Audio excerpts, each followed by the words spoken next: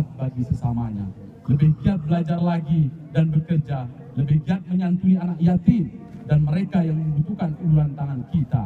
Sekali lagi, kita tekadkan mulai hari ini sebagai bagian dari proses panjang kehidupan, sebagaimana ulat menjadi kepompong, ulat menjadi kupu-kupu yang sangat indah dan bersih itu.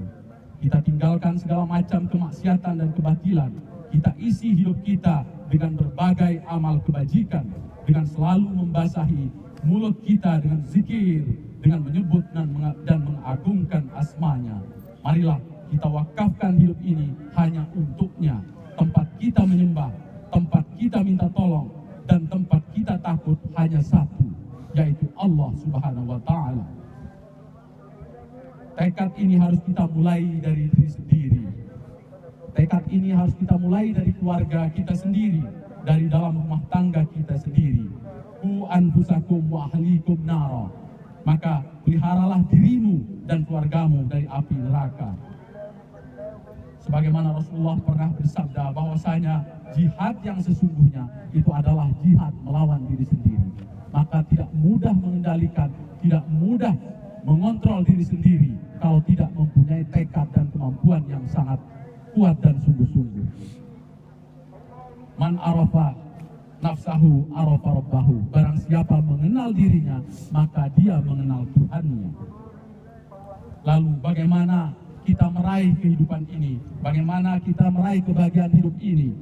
Imam Hasan Al-Basri pernah menyebutkan rahasia kebahagiaan hidupnya sebagai berikut. Yang pertama, kata Hasan Al-Basri, aku sadar bahwa tugasku beramal tak mungkin ditunaikan orang lain, maka aku sibukkan diri untuk melakukannya. Yang kedua, kata Hasan Al-Basri, aku sadar bahwa kematian itu adalah benar, kematian itu adalah keniscayaan, maka aku persiapkan diri menghadapinya. Ketiga, aku sadar bahwa rezekiku tidak akan diambil orang lain, maka hatiku menjadi tenang. Yang keempat, kata Hasan Al-Basri, aku tahu bahwa Allah selalu menetapku, maka aku malu melakukan maksiat di hadapannya. Serupa dengan itu, ada juga rahasia kehidupan yang mungkin bermanfaat bagi kita. Kira-kira begini, saat kita memberi, sesungguhnya kita menerima. Saat kita menolong orang lain, pada saat yang sama kita menolong diri sendiri. Apa yang kita lakukan untuk orang lain, sebenarnya kita sedang melakukan untuk diri sendiri. Inilah rahasia kehidupan yang tersembunyi bagi banyak orang. Bukan karena mereka tidak melihat kebenaran itu, tapi mereka tidak mempercayainya. Karena itu, banyak orang yang lebih berbahagia menerima daripada memberi, lebih suka ditolong daripada menolong. Hidup hanya berpusat kepada dirinya sendiri. Ada sebuah ilustrasi yang menarik. Seorang buta sedang berjalan dengan tongkatnya di malam hari. Tangan kanannya memegang tongkat, sementara tangan kirinya membawa lampu. Pemandangan ini cukup mengherankan bagi seorang pria yang kebetulan melihatnya. Karena penasaran, pria itu bertanya, "Mengapa Anda berjalan membawa lampu?" Orang tua itu menjawab, "Sebagai penerangan." Dengan heran, pria itu bertanya lagi, "Tetapi bukankah Anda buta dan tidak bisa melihat jalan meski ada lampu penerang?" Orang buta itu tersenyum sambil menjawab, "Meski saya tidak bisa melihat, orang lain melihatnya. Selain membuat jalanan menjadi terang, hal ini juga menghindarkan orang lain untuk menabrak saya." Sekali lagi, di saat kita melakukan sesuatu untuk orang lain, sebenarnya kita sedang melakukan sesuatu untuk diri kita sendiri. Kita diingatkan untuk tidak jemu-jemu berbuat baik. Inilah sebuah rahasia kehidupan untuk hidup yang barokah, berkelimpahan, hidup yang bahagia, hidup yang sukses, sehat dan bahagia. Allahu Akbar, Allahu Akbar, walillahil hamd. Jamaah salat Idul Fitri yang dirahmati Allah dan berbahagia. Sudah tentu bagi kita contoh dan suri tauladan kita adalah baginda Muhammad Rasulullah SAW. Rasulullah Muhammad SAW tidak pernah berhenti berpikir, berjuang memikirkan umatnya. Sampai akhir hayatnya yang keluar dari mulut Rasulullah adalah ummati, ummati, ummati, umatku, umatku. Yang menjadi pikiran Rasulullah adalah umatnya. Karena itu apabila kita ke Masjid Nabawi, kita seolah-olah dekat dengan Rasulullah, seolah-olah sangat dekat dengan Rasulullah. Kalau kita sampai ke bagian yang disebut dengan Raudah dan disebut oleh Rasulullah sebagai taman surga, maka kita seolah-olah tidak mau meninggalkan tempat itu. Kita sedih sekali untuk meninggalkan tempat yang bernama Raudah, Masjid Nabawi tersebut. Pada suatu subuh Rasulullah, habis sholat subuh Rasulullah bertanya kepada para sahabat. Rasulullah bertanya, siapakah di antara hamba Allah yang paling dahsyat imannya? Sekali lagi, siapakah di antara hamba Allah yang paling dahsyat imannya? Kemudian para sahabat memberikan jawaban yang bermacam-macam. Ada yang mengatakan yang paling dahsyat imannya adalah malaikat, karena malaikat tidak punya nafsu, karena malaikat hanya menjalankan perintah Allah. Sahabat yang lain mengatakan bahwa yang paling dahsyat imannya itu adalah Rasulullah, karena Rasulullah menerima wahyu langsung dari Allah dan menjalankannya. Para sahabat yang lainnya pun mengatakan bahwasanya yang paling dahsyat imannya itu adalah para sahabat, karena para sahabat itu melihat langsung bagaimana Rasul menjalankan wahyu, menerapkan wahyunya. Dengan tenang Rasulullah mengatakan bahwa yang paling dahsyat imannya itu adalah umat setelah kalian, adalah umat setelah kalian yang tidak bertemu denganku, yang tidak pernah berjumpa denganku, tidak pernah melihatku, tetapi mereka mengimaniku, mereka yakin dengan ajaran-ajaranku,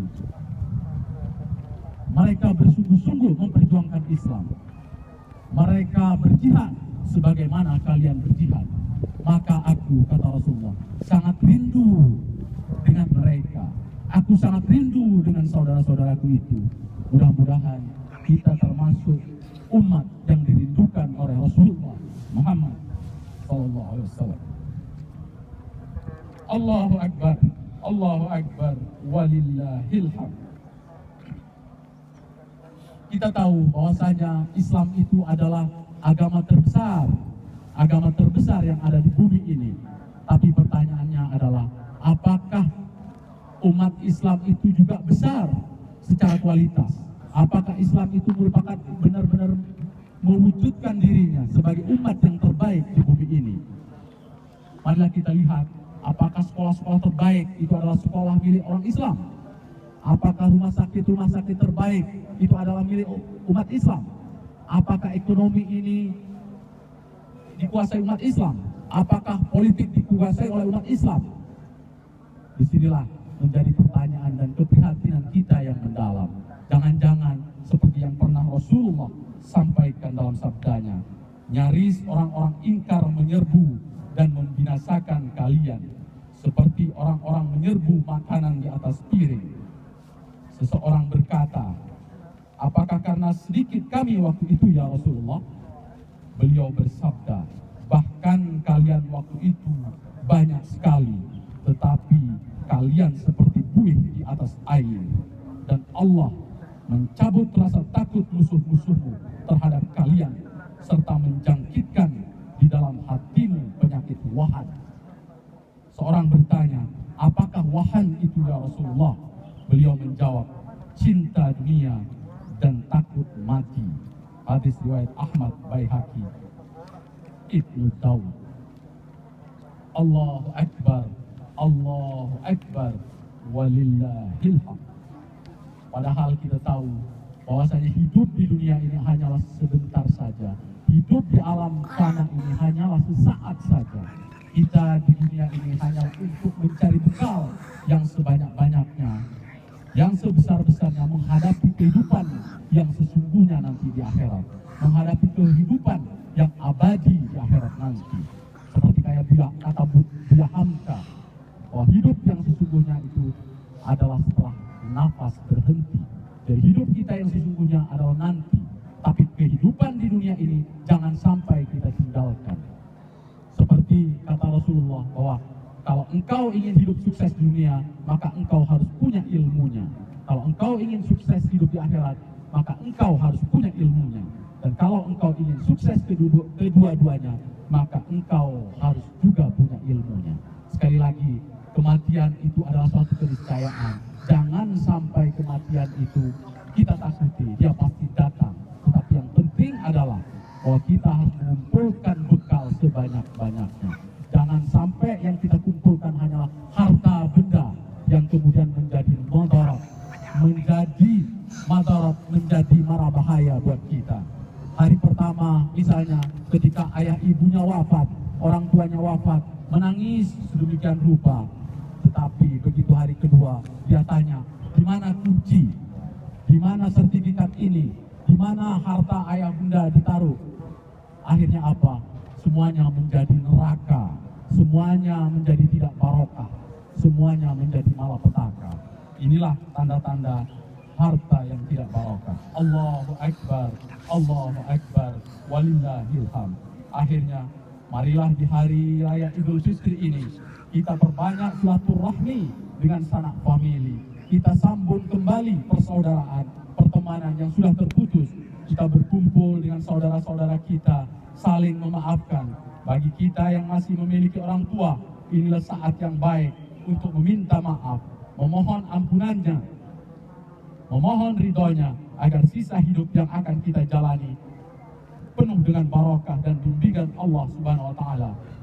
Bagi kita yang orang tuanya sudah tiada, maka doa haruslah senantiasa kita munajatkan kepada orang tua kita yang telah mendahului kita, agar diampuni dosanya, dilapangkan kuburnya, diterima segala amal ibadahnya ketika masih di dunia. Dan kita memohon supaya kelak kita dipertemukan kembali di surganya, dan kita termasuk umat dan hamba yang dirindukan oleh Rasulullah Muhammad sallallahu alaihi wasallam.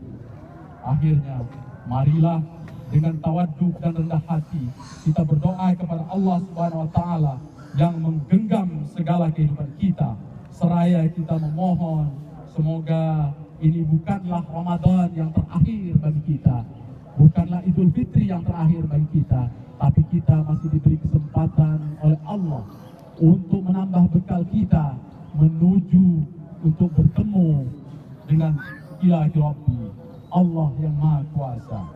Bismillahirrahmanirrahim. Allahumma salli ala Muhammad wa ala ali Muhammad. Alhamdulillahi Rabbil alamin. Allahumma ighfir li dhunubi wa liwalidayya wa li jami'il mu'minina wal mu'minat wal muslimina wal muslimat al ahya'i minhum wal amwat birahmatika ya arhamar rahimin. Ya Allah, ya Ghafur, Engkau yang Maha Pengampun atas segala dosa. Ampunilah dosa kami, dosa orang tua kami, dosa para pemimpin kami, dosa para pejuangmu, dan dosa para pendahulu kami. Tempatkanlah kami dan mereka semua ini dalam lindungan rahmat dan ampunan-Mu. Ya Allah, tolonglah kami. Sesungguhnya Engkau adalah sebaik-baik pemberi pertolongan. Menangkanlah kami. Sesungguhnya Engkau adalah sebaik-baik pemberi kemenangan. Ampunilah kami. Sesungguhnya Engkau adalah sebaik-baik pemberi ampunan. Rahmatilah kami. Sesungguhnya Engkau adalah sebaik-baik pemberi rahmat. Berilah kami rezeki. Sesungguhnya Engkau adalah sebaik-baik pemberi rezeki. Tunjukilah kami dan lindungilah kami dari berbagai macam kezaliman. Ya Allah, anugerahkanlah kepada kami rasa takut kepadamu yang membatasi antara kami dengan perbuatan maksiat kepadamu, dan berikan ketaatan kepadamu yang mengantarkan kami ke surgamu, dan anugerahkanlah pula keyakinan yang akan menyebabkan ringan bagi kami segala musibah di dunia ini. Ya Allah, anugerahkanlah kepada kami kenikmatan melalui pendengaran, penglihatan, dan kekuatan selama kami masih hidup, dan jadikanlah ia warisan bagi kami, dan jangan Engkau jadikan musibah atas kami dalam urusan agama kami, dan janganlah Engkau jadikan dunia ini cita-cita kami terbesar dan puncak dari ilmu kami, dan jangan jadikan kami berkuasa atas kami orang-orang yang tidak mengasihi kami. Ya Allah yang Maha Pengampun, ampunilah dosa-dosa kami, khilaf kami, dan salah yang pernah kami lakukan, baik itu sengaja maupun tidak kami sengaja. Ya Allah, terimalah ibadah Ramadan kami, terimalah puasa kami, tarawih kami, tadarus kami, sedekah kami, iktikaf kami, dan segala ibadah di bulan suci Ramadan, di bulan yang sangat istimewa itu. Kabulkanlah ya Allah, hanya Engkaulah yang maha mengabulkan doa kami ya Allah. Jika Engkau tidak mengabulkan doa kami ya Allah, kepada siapa lagi kami ya Allah meminta pertolongan ya Allah?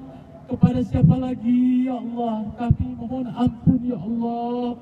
Allahumma inni a'udzubika minal hammi wal hazali, wa'udzu bika minal ajzi wal kasli, wa'udzu bika minal bukhli wal jubni, wa'udzu bika min ghalabati ad-daini wa qahri ar-rijal.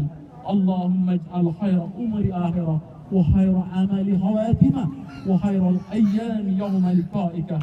Rabbana atina min ladunka rahmatan wa hayyi' lana min amrina rasada. Rabbana atina fid dunya hasanah wa fil akhirati hasanah wa qina adzaban nar. Allahumma rabbul izzati amma yasifun wa salamun alal mursalin walhamdulillahi rabbil alamin. Al-Fatihah.